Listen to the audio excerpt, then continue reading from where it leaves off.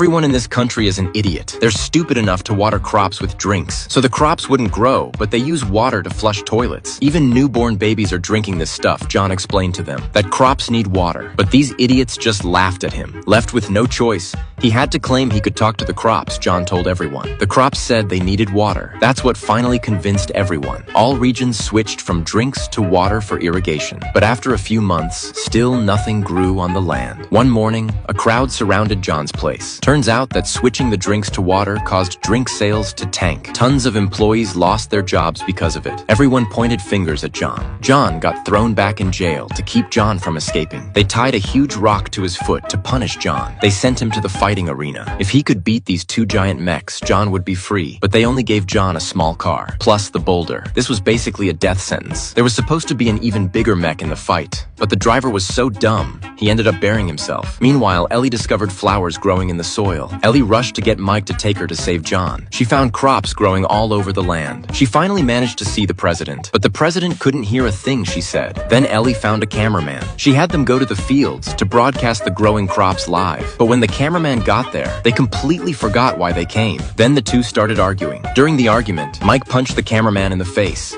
The camera just happened to fall into the soil. Ellie projected the footage of the growing crops onto the big screen. Everyone was completely shocked when they saw it. The food crisis was finally solved. At that critical moment, the president managed to save John too. He announced to everyone that John was pardoned and innocent. A few days later, Mike finally brought them to the time machine. The so-called time machine was just an electric toy car. At the end of the movie, John became president.